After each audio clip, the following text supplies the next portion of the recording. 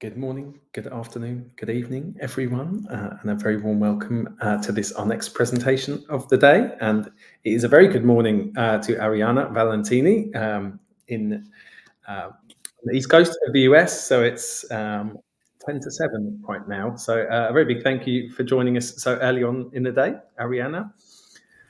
And also a very big thank you to Precisely for sponsoring today's event.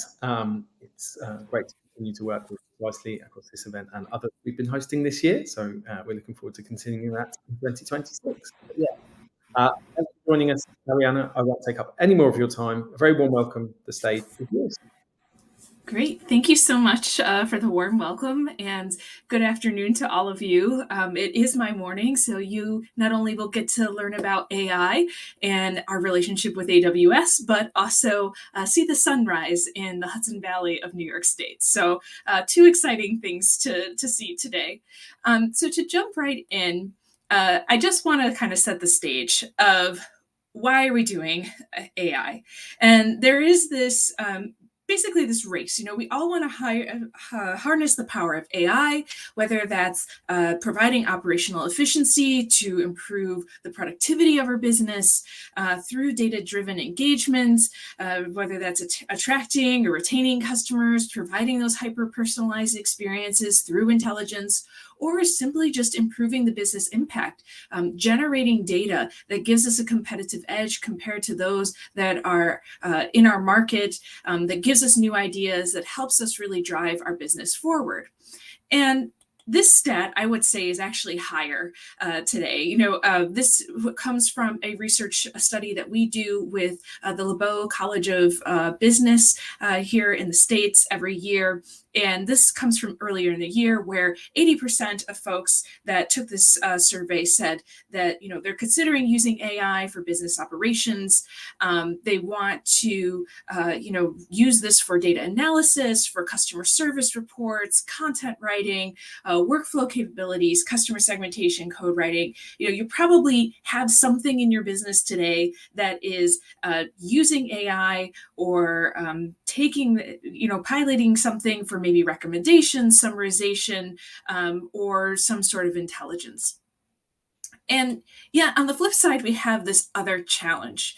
The chances are is that your data is not ready. While we had almost 80% of people saying, oh, yes, I am definitely implementing AI, 12% of people are feeling that their data is not ready, according to this study. And I would say that, I know, again, this study comes from the beginning of the year. There is a most recent study published by MIT, I think in the summer sometime, maybe August, September timeframe of this year. And it was fascinating. 95% of organizations are finding that the AI projects that they're implementing are failing. Only 5% of organizations have pilots or something that is of some success that's kind of deployed. And I think if you go back to this and really think about this, it really does come to the challenges that are around data and providing that foundation. So, data cannot be ready because maybe that data you're only pulling from certain places in your data. So that's introducing a bias or hallucination. The models aren't quite built up to what they need to be. There's inaccurate predictions. I mean, even in ChatGPT, sometimes I'll put in things and I just get an answer and I really question, like, where did that information come from? Like, how smart is this thing? And get frustrated and just do it myself. There is a lack of relevance or nuance in the modeling or in the AI project that someone's working on, or maybe there's a ton of time being invested in the prep, so you're not even starting the AI pilot or the project. You're just, spending time doing all the manual processes you were hoping to get rid of in the first place. And really, for trusted data, you need data integrity. And when we talk about this at Precisely, we talk about this from three different angles. We talk about that from the foundation that is data integration. You have to have data quality and governance as you open up your data into your organization for use in AI. You have to make sure that those same permissions and governance that carried with that data from the beginning, before it was part of an AI project, carries on in the AI project. And then there's this other element of data enrichment, taking the data that you have and using third-party data sources or your own internal data to really enrich that information that you're using for your AI model. And this is really taking this three-pronged approach is the best way to really deliver on AI initiatives and taking a more business-centric approach. Now, I could spend a presentation doing all three of these. We could go in depth, but I only have 20 minutes. So what we'll do is we're going to focus on the fact of comprehensive data integration. This is my favorite topic. This is what I do at Precisely. So this is what we'll cover and deep dive into today. So I want to spend a little bit of time on this slide. So when we're talking about building AI, I think it kind of goes back to basics when you think about integration. Integration is your foundation. If you cannot get your integration, whether that's an ETL or a CDC process set up for success, then the whole thing crumbles. We really are, it's often we joke here at Precisely, like we're like the plumbing in your bathroom. You never know that you have plumbing in your bathroom until something goes wrong and that shower isn't spitting out water. And so to take these steps is really important before you jump into any AI project. And the first one is to really define your data integration goals and scope. So if you are launching into AI or an executive comes to you and says, we need to do AI, the first question should be, what is that objective and that business goal for AI? Different AI use cases are going to require different AI approaches. So it's really important that you're defining goals, looking at expected outcomes, and delivering what ensures clarity for stakeholders. So some things to ask yourself when you're in this first stage is really what business problem you're trying to address. If you can't answer that, please do not pass go. Do not proceed with the project. The other thing to ask is what kinds of data sources are you going to need and what challenges are you going to have integrating those sources? Is there any sort of success criteria that you want to set up for yourself so that you know that you're setting the foundation for the project with not only scope, but also expectations of success? The second step is really looking at your current data landscape. You need to look at your data environment. We all do this as data practitioners, but it's really important with AI to conduct an audit of your data sources to identify any gaps or issues related to maybe the quality, the governance, the accessibility, compatibility. Prioritize critical data sources based on the value or the relevance of the project. Ensuring that you're addressing those security and compliance concerns early on. We work with a lot of people at Precisely that are touching their mainframes for AI projects, and we'll get into that in a little bit here. But that security and governance is so critical when you're touching something as important as your mainframe or your IBMI. So making sure that those things are set up and you're already answering those questions before you get started. Of course, making sure you're choosing the right approach that works for your business. The best integration method and tools are really based on your project's complexity. You really should consider, it's not just thinking about do I have the right ETL tool for this? Or with that, the technique of ETL or ELT, but also your architecture. Do you need to pull from a centralized or hybrid environment? Are you thinking about doing this all on the cloud? Do you have on-premises systems? Ensuring that the solution and the pipelines that you're building ensure flexibility, scalability, and performance are really, really important. And we know these projects, AI projects, can be quite expensive. So making sure that you're doing this in a methodical way that helps you control that budget and resources. You never want an innovative project to cost more than the money it was supposed to save you in the first place. So always being practical and making sure that you're taking an approach that helps you, set up for the best success. When we're talking about implementing and designing your data architectures, a design of a data architecture should efficiently connect, should transform, deliver your data to AI applications. It's really important to define the flows, the transformations, the control standards for quality, governance, test and validate the architecture to ensure it meets that project requirement.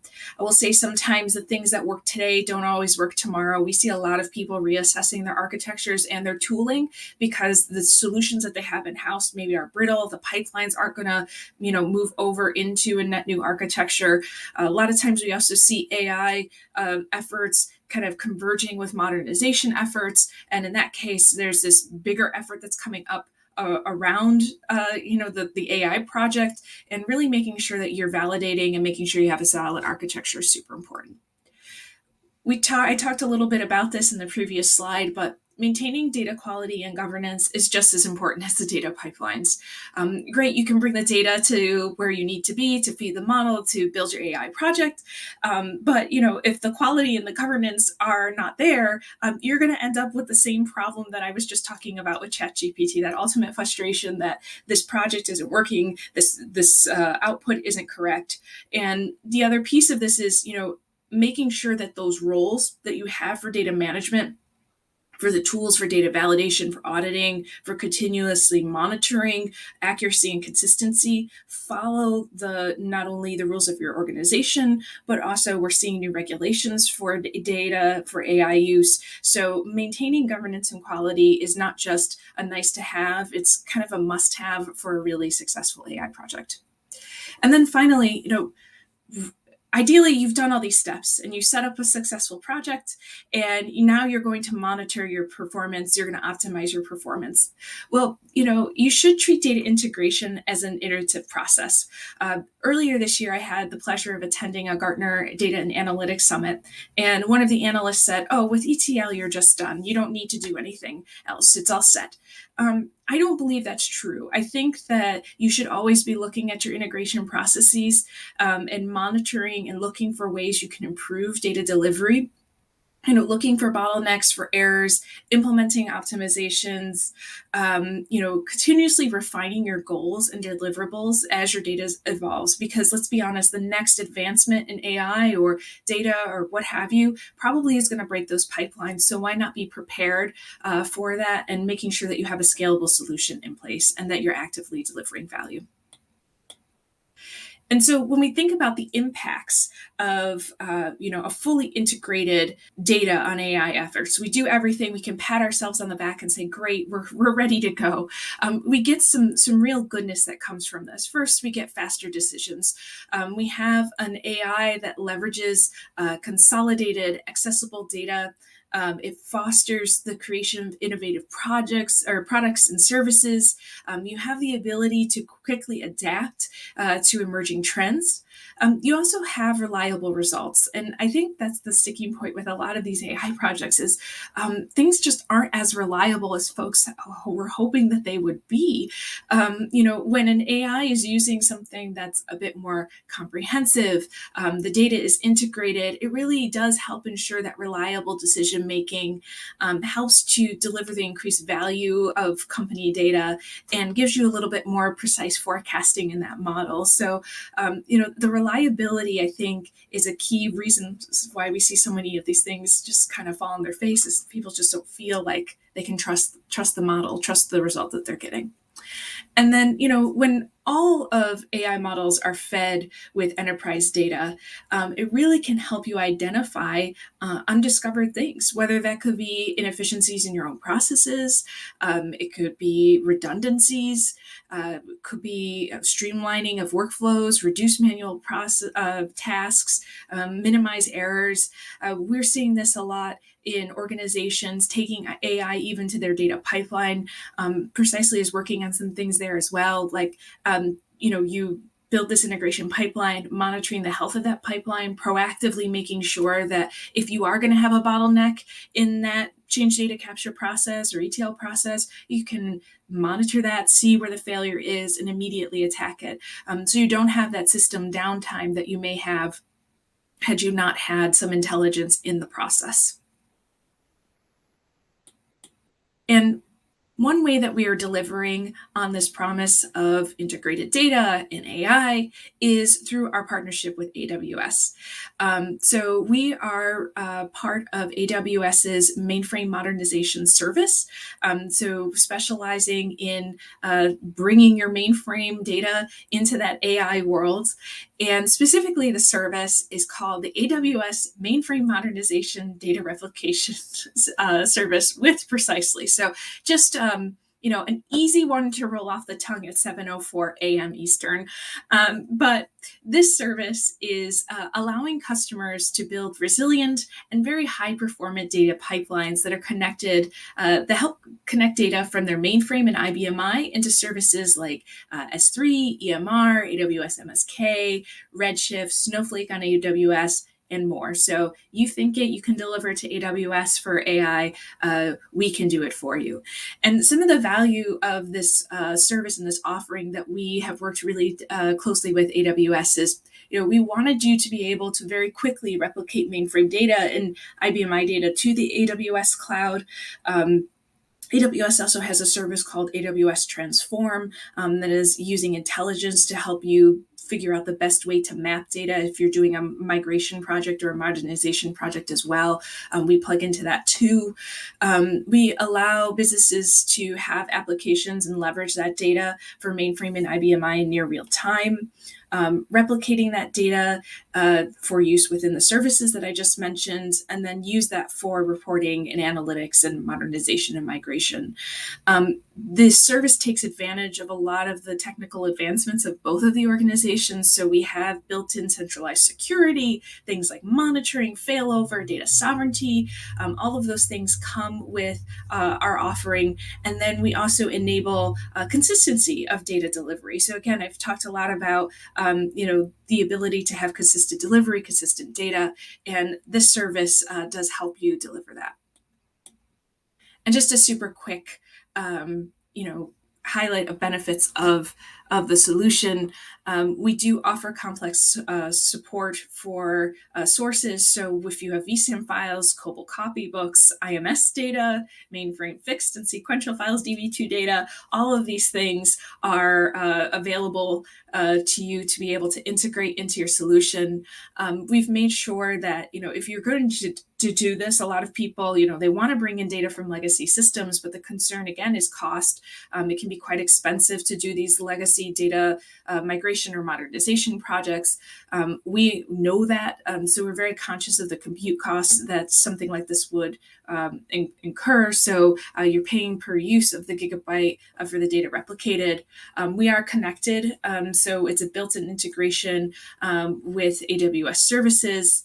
The real-time delivery, we have companies and organizations that are doing this, that are getting data, immediately as it happens. Change happens on the mainframe, it's reflected in AWS, and without any need for specialized mainframe skills, because we know that if AI is valuable, someone who really knows how to code some COBOL is probably more expensive than that AI projects right now, since they're all retiring on us. And then, really helping you to limit disruptions of data resiliency and high availability, and then giving you that proactive monitoring of your pipelines. So having that auditability, having that observability that you need if you're building an AI project. And for those of you that are really into really knowing how it works, this is how we've set up our service. It's low impact. It uses logs and journals, so there's no impact to your systems once it's delivered to the AWS flavors of your choice, whether that's Bedrock, SageMaker, you pick it. And then all flavors of Kafka are supported. So whether that's Apache, Confluent, Amazon MSK, we are able to support that so that you're able to deliver that into your AI modeling and tooling with AWS. And to understand, how some customers are using this, we have many different customers with this. Probably the biggest one that we've had right now, I believe, is Citizens Bank. They're using this service to be able to modernize their data environment to fuel customer analytics, to improve banking experiences. But that's just one example. Many folks we see are using it for business insights to improve their reporting, to train models, to even look at Gen AI use cases.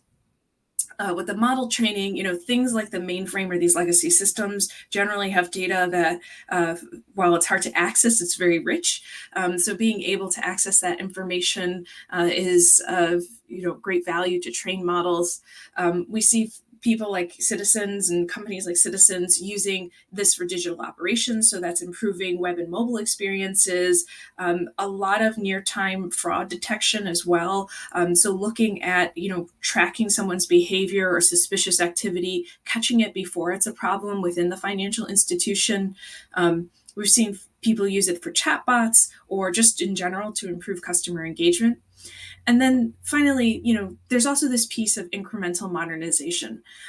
We've talked a lot about AI and cloud. The reality is a lot of the people that we talk to, they say, well, I have this mainframe, I need to do AI, but I also need this mainframe to live for another 10 to 15 years, as much as I would love to decommission it. So it's really about, if you're in that journey, in that space of time where you're going to probably want to modernize to cloud, or AI is the beginning of a longer journey, we allow for incremental offloads for business functions. So you can do this in stages and gates rather than being just tied to one full shift over, lift and shift. No one ever wants to lift and shift to the cloud. That's a terrifying thought. So being able to do this at your own pace is super important. And so just to wrap up, some things to remember today. AI is here. I can't speak to the success of it based off of that MIT study, but it's here, and I don't think it's going away at any point in time. But it is going to make a lasting impact on organizational use cases. That foundation of integration is key. AI projects need to be built on a solid foundation of data integrity. That includes integration, that includes data quality, governance, and data enrichment. And of course, we are here to help you precisely in AWS to help you enhance your AI readiness. And then just a little bit about Precisely. If you are interested in learning more about Precisely, we are a software data and consulting company. So we have many different avenues of our business, not just this one that I spoke about today. But I think at this point, it's probably time for some questions. Okay, wonderful. Well, thank you for that, Ariana. Super interesting session. We have 3 questions that have come in here. Okay. So one is from Emma. She's asking, what are the minimum capabilities that you require to succeed at implementing AI? Is there any kind of architecture that precludes successful AI implementation that you need to fix before you even think about it? Oh my gosh, what a big question. Emma, you should probably talk to someone in our data consulting services. Not a shameless plug, but literally brilliant people who do this all day. No, I would say, I think to what I was saying before, looking at, do you have a business problem or an actual use case? I have even seen it internally. We'll spin up something for AI as a marketing team. Oh, we're going to use AI for this thing. And no one really knows what the goal is or what the end point is going to be. And so we set up and we feed all this data and spend all this time feeding data. And then we're like, we don't know what this end result should look like. What's our goal? So I think if you don't have goals in mind for the AI projects, that's probably the biggest thing. As far as architectures go, I think my non-consulting answer is that we see people that have had traditionally more of an on-prem business. They're now finally starting to take a harder look at hybrid architectures and saying, okay, we kind of do have to have some sort of hybrid environment to be able to meet these demands. You're not necessarily like, if you have on-prem today, that doesn't mean you're locked out of AI, but there is some consideration of how you're going to integrate those systems.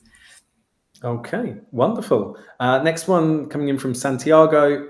Interesting data integration strategy schema. However, wouldn't you agree that this strategy needs some feedback loops, making architecture iterative and evolutionary? So then this diagram will at some steps become a feedback loop instead of waterfall looking like. Yes. So slides aren't always the best way to present things, and I do love a waterfall. What can I say? Guilty. But yes, you should have feedback loops, of course. If you're working in any of those stages and things aren't going well, you have to assess it. Coming from a startup, we would always talk about fast failing, and it's always that, it's really that feedback loop, right? So definitely agree. You should always be checking in at each stage of this journey. Great point. I will add some circles for the next time that I do this, or arrows, going to a feedback loop. That's a great one. Perfect. Okay, time for one more from Aryan. Are there plans for an Azure mainframe modernization data replication with precisely or MMDR/P without specific vendor lock-in? Yes, so we work with all of our cloud vendors, so we have partnerships with all of them. So we also have change data capture for Google and Azure as well. Today was just a focus on AWS. Okay. All right, perfect. Well, this is absolutely perfectly timed. It's 1:15 now. So thank you for that, Ariana, and thank you for all the questions that came in. So we will be moving on to our next presentations very shortly. They will be starting in the sessions area in about 1 minute or so. But once again, thank you for joining us, Ariana. Really, really interesting session. And a big thank you to Precisely once again for sponsoring today's event. Great. Thank you so much for having me. I hope you all enjoy your afternoon. Wonderful. Thank you.